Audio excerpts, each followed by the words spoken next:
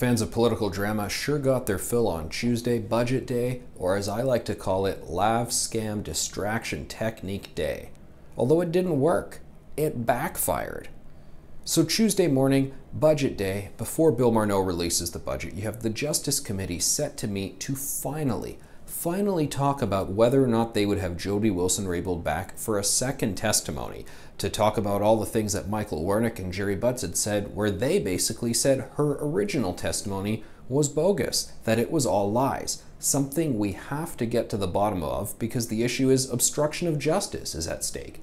Did the PMO interfere with the justice system? Major question, big ticket question. It can't be left to fester. Now, the simple fact that they were having that meeting on Tuesday was in and of itself something of a scandal, because the week before, Justice Committee had a meeting, a televised meeting, one that media could be at, one that a lot of politicians were at, people were viewing it, I watched it on the live stream, everyone was live tweeting it.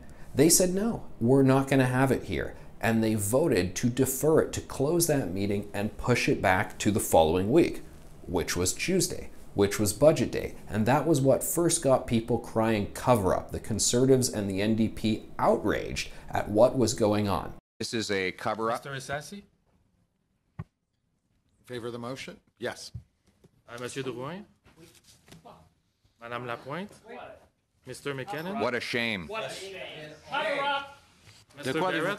Cover up. No, it's a cover-up. I'm voting against Mr. the Cooper? cover-up. I'm voting against this cover-up.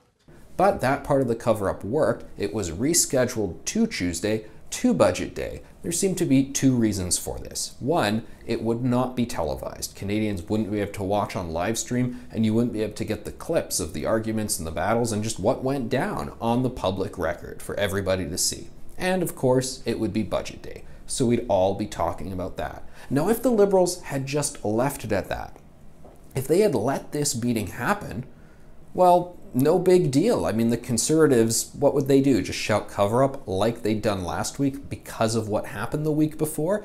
Well, they could have, but it would have been a little bit over the top. You have your committee meeting, and who knows what would have happened. Maybe they could have done another delay tactic, and perhaps the Liberal majority on the Justice Committee could just keep dragging the thing out so people lose interest, so it gets boring, so the public stop paying attention. That might have been a tactic that had worked.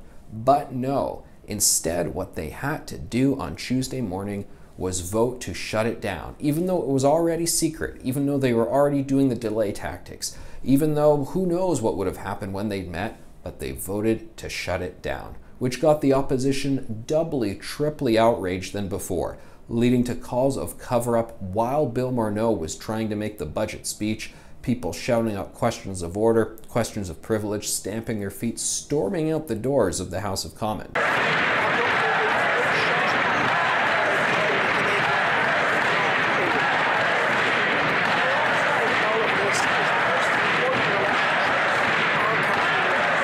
Now, I don't necessarily approve of this sort of behavior, but look, this is an unprecedented time, a flat-out cover-up. And it didn't work, because we're not all talking about the budget. I mean, a lot of people are talking about this absurd thing where the Liberals want to give people 10% of a down payment on a new home. Even people in the housing market are going, that's kind of wild. We're not sure if that's the government's job. This could have some major unintended consequences, face a lot of blowback for the economy. Isn't this the sort of thing that Bill Clinton and George W. Bush did that helped play a role in precipitating the economic collapse? Why, yes, it's actually kind of similar. Not apples to apples, but maybe not the path you want to go down. So really, that's the whole budget conversation. People upset at a couple elements, and then they go back to talking about Lavscam. So the Lavscam distraction technique failed. But I'm watching all of this, and I'm still trying to figure out why were they just so aggressive in shutting it down? I mean, they did this shameful thing where they put forward a motion, the Liberals, saying we instead need to talk about hate crimes and we need to use our time to study how hate crimes are on the rise on the internet, and we got to bring in Google and Facebook to clamp down on all this and regulate the internet. This is something that they've been going on about a lot. Now, if you're genuine and you're sincere and they do believe they have a hate crime problem, why are they using it as a prop, just a cynical political device to kind of turn the page on all of this? So you've also got to question their sincerity on that angle. But I'm watching all of this and I'm thinking they are so aggressively shutting this down. They know there's going to be blowback. Why? If there's nothing to see here, if it really is just political turmoil, let it play out.